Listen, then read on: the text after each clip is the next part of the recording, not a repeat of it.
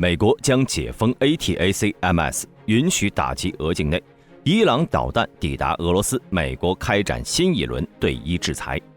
卧龙凤雏，塔利班和俄罗斯合作建设防空系统。空袭再升级，144架无人机打击俄全境。赛博朋克成真，莫斯科抽出100亿经费建设网络监察。美国太空军备战，台湾空军以幻影2000坠毁。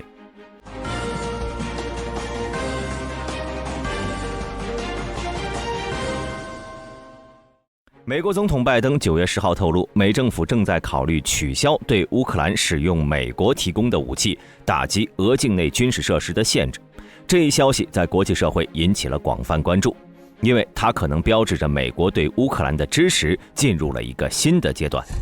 从2022年2月以来，乌克兰一直在与俄罗斯的军事行动中奋力抵抗。美国及其西方盟友一直在向乌克兰提供军事援助，包括先进的武器和弹药。然而，出于对冲突升级的担忧，美国一直是限制乌克兰使用这些武器攻击俄境内的目标。拜登在回答记者提问时表示，美国政府现在正在解决这个问题，这表明美国可能即将放宽对乌克兰使用美国武器的限制。而同一天，美国国务卿安东尼·布林肯在新闻发布会上暗示，拜登和英国首相斯塔默可能会在9月13号的会议上讨论这一问题。众议院外交事务委员会主席麦考尔甚至更明确地表示，布林肯将在访问基辅期间通知乌克兰官员，美国将允许乌军队使用美国提供的陆军战术导弹系统，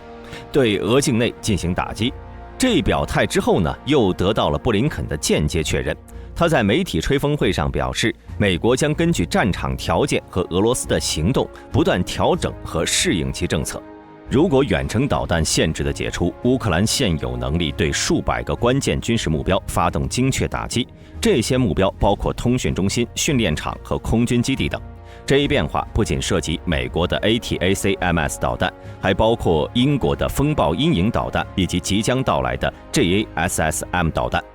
ATACMS 的射程可以达到300公里，足以覆盖俄罗斯东部的大部分地区和整个乌克兰东部。而 JASSM 导弹的打击范围更是可达370公里，其增程型号的射程甚至超过了700公里。风暴阴影的高级版本射程可达560公里，这意味着莫斯科也在其打击范围之内。美总统拜登一直在谨慎地控制着战争的节奏，避免向乌克兰提供过多的进攻性武器，以防止战争进一步升级。然而，随着伊朗向俄罗斯转移导弹，西方的红线似乎已经被突破。这表明西方的军事潜力远未耗尽，真正的对抗可能才刚刚开始。俄罗斯在当前的冲突中已经显得相当吃力了。乌克兰总统泽连斯基此前曾表示，如果乌克兰获得了更多的军事支持，战争有可能在今年秋天结束。这暗示着，随着远程导弹限制的解除，乌克兰在战场上的主动权可能会得到显著增强。美国政府多位高官在短时间内的频繁表态，似乎已经把这件事儿做实了。但我们要注意，尽管美国和英国正在考虑放宽限制，但目前尚未有明确的政策变化。美国官员向媒体表示，关于 ATACMS 的使用政策没有变化。英国国防部官员也表达了类似的立场，强调英国提供的武器仅用于乌克兰的自卫。和美国与英国不同，荷兰已经宣布没有类似的限制了。荷兰国防部长鲁本·布雷克尔曼斯表示，乌克兰可以使用荷兰提供的武器打击俄罗斯的任何地方，包括使用 F-16 战机。最近有报道称，伊朗向俄罗斯提供了弹道导弹，这消息引起了西方国家的担忧，并且可能导致美国和英国重新考虑其对乌克兰的支持政策。美国和英国已经对伊朗实施了一系列新的制裁措施，以回应其向俄罗斯提供武器的行为。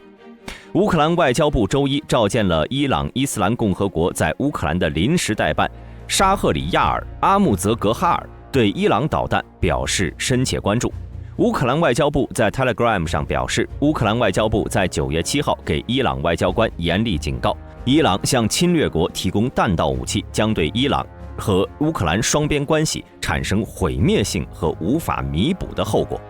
五角大楼在9月10号透露，伊朗已经向俄罗斯发送了近距离弹道导弹，并且俄罗斯可能会在几周内开始使用这些导弹攻击乌克兰。五角大楼新闻秘书帕特莱德少将指出，这些导弹最大射程为75英里，这将使俄罗斯能够维持其更有价值、更具威胁性的远程火力库存。尽管俄罗斯尚未使用这些导弹，但是已经有数十名军事人员在伊朗接受了名为法特360的导弹系统的培训。美国财政部表示，莫斯科去年年底签署了一份数百枚导弹的合同，并且第一批导弹已经抵达。莱德少将对此表示，这是一个令人担忧的事态发展。自2年前全面入侵乌克兰以来，俄罗斯一直依赖其合作伙伴及其他美国对手提供武器，来补充其库存。伊朗一直是一个特别狂热的供应国，在整个战争期间向俄罗斯运送单向攻击无人机、导弹和其他致命性武器援助。作为回报，俄罗斯正在与伊朗分享包括核能和太空技术在内的其他信息，这是一条双向的道路。美国国务院制裁了伊朗航空公司以及几家俄罗斯航运公司，该公司称这些公司参与了从伊朗进口无人机相关设备。英国还对伊朗航空公司以及伊朗和俄罗斯的军事领导人和单位以及企业实施了制裁。除了与无人机和导弹部队有关的3名伊朗将军外，制裁还涉及了伊朗军事运输航空司令部、第924国家无人航空中心和俄罗斯航空航天部队。大兵认为，经过长期的战争，俄罗斯拥有庞大的武器库存，已经接近枯竭。虽然这次从伊朗手中搞到了一部分导弹，但无法对战争起到关键性影响，反而遭到了英美的联合制裁。这将让两国本就因穷兵黩武而衰退的民生经济更加的脆弱，属于是拆东墙补西墙的策略。从长远来看，弊是要大于利的。9月10号，福布斯新闻报道，塔利班表达了使用俄罗斯装备构建阿富汗防空力量的意图。尽管莫斯科在近几个月似乎愿意向也门的胡塞武装甚至黎巴嫩真主党提供先进导弹，但对于当前的执政阿富汗的塔利班政权，俄罗斯的表现似乎有些冷淡。2023年初，在美军撤离后不到2年，塔利班重新征服阿富汗，并将阿富汗预算的最大份额分配给了国防，表达了建立防空力量的目标。塔利班指挥官兼陆军参谋长卡里法西胡丁·费特拉特在2023年4月对路透社表示，防空导弹是各国的需要。毫无疑问，阿富汗正在努力尽其所能拥有它。尽管费特拉特没有具体说明如何实现这一目标，但这一表态无疑表明了塔利班对提升军事实力的渴望。阿富汗塔利班控制的国防部后勤部门负责人赛义德·阿卜杜勒·巴希尔·萨贝里在接受俄罗斯塔斯社采访时明确表示，阿富汗计划将在国际法律允许的条件下，从俄罗斯购买防空和空域控制设备。萨贝里的直白表态暗示了塔利班对俄罗斯技术的浓厚兴趣，同时也反映出双方关系的逐渐升温。这一动向并非是孤立事件。在俄罗斯近期向也门胡塞武装提供反舰导弹，以及向黎巴嫩真主党转移铠甲 S1 防空系统的背景下，塔利班的这一请求显得尤为敏感。俄罗斯对中东的干预之心已经昭然若揭了。美国对此表示担忧，因为任何增强阿富汗武装力量的行动都可能影响该地区的军事平衡，尤其是在美军撤离后。此外，阿富汗领空已经成为连接欧洲和亚洲的重要航线。任何防空力量的增强都可能对民用航空安全构成威胁，尤其是阿富汗极端武装频出不止，民用飞机在阿富汗领空的安全问题尤为突出。尽管塔利班表达了购买俄罗斯防空系统的意愿，但俄罗斯是否会满足这一需求仍是未知数。一些分析人士，比如欧洲政策分析中心的帕维尔·卢金，对俄罗斯短期内向塔利班出售先进武器持怀疑态度。卢金认为，尽管俄罗斯有向全球各种力量免费提供武器的历史，但在当前乌克兰局势下，俄罗斯是泥菩萨过江，自身难保。俄罗斯军工业连保卫自己的领空都是个问题了，就更别说用来搞事情了。另一方面，就算俄罗斯为了报复美国，打肿脸充胖子，强行向塔利班提供防空系统，但塔利班也没有相关人员能够去使用这些防空系统啊。如何进行培训，也是塔利班和俄罗斯要考虑的事情。因此，大兵认为，塔利班和俄罗斯之间不仅没有合作基础，两国还是有世仇的。虽然敌人的敌人就是朋友，但各怀鬼胎的两国想要达成这件事儿，还欠缺很多准备，要想实现遥遥无期。在9月9号到10号的夜间，乌克兰军队对俄罗斯本土发起了大规模的无人机袭击。这是继8月31号到9月1号之后，俄罗斯在不到10天内再次遭受的大规模无人机袭击。根据俄罗斯国防部声称，俄军成功拦截了144架乌克兰无人机。这次袭击引起了俄罗斯的强烈反应。俄罗斯联邦航空局对莫斯科市附近的弗努科沃、多莫杰多沃和茹科夫斯基机场实施了临时的限制，并且限制了喀山达达斯坦共和国的机场运营。莫斯科州州长安德烈·沃罗比奥夫表示，俄军在波多利斯克、拉缅斯克耶、柳别尔奇、多莫杰多沃和科洛姆纳附近击落了14架无人机。在莫斯科市郊区的拉缅斯科耶市，应急中心代理负责人爱德华·马雷舍夫声称，乌克兰无人机损坏了应急中心的2栋建筑。此外，多莫杰多沃城市自治区负责人克鲁斯塔列娃表示，坠落的无人机碎片堵塞了从多莫杰多沃到莫斯科市高速公路。与此同时，俄罗斯军事博主批评了关于无人机袭击期间对基础设施造成破坏的声明，并再次呼吁俄罗斯当局允许俄军、边防警卫和私营保官公司来建立机动火力小组，击退无人机袭击。乌军在本轮空袭中使用了一款名为凶猛的自杀式无人机，航程约为1000公里，战斗部重达50公斤，相当于一枚标准的北约155毫米口径炮弹的重量。但注意啊，这单单是战斗部的重量，因此其实际爆炸威力是要超过单枚155毫米炮弹的。与此同时，俄军也进行了报复性空袭。根据乌克兰国防部发布的战报，截止当地时间9月10号早上8点，俄军向乌克兰发射了46架自杀式无人机、1枚伊斯坎德尔 M 导弹和1枚 KH-31P 反辐射导弹，2枚导弹均未被拦截，自杀式无人机则被击落了38架。然而，有媒体指出，俄罗斯发射的无人机出现了某种诡异的情况。在近期俄军对乌克兰的空袭浪潮中，出现了一幕幕令人费解的场景。一些俄军发射的自杀式无人机在升空后，并未按照预定轨迹飞行，而是偏离航线，有的甚至飞向了乌克兰的邻国，如拉脱维亚和罗马尼亚。更有甚者，部分无人机仿佛被施了魔法，竟然调转方向返回了白俄或者是俄罗斯的领空。这种现象频繁发生，显然不是简单的无人机可靠性的问题所能解释的。乌克兰军队可能已经掌握了某种新型电子战武器，能够巧妙地干扰和改变无人机的卫星导航信号，使这些本应致命的武器变成迷途的羔羊，无法找到真正的目标。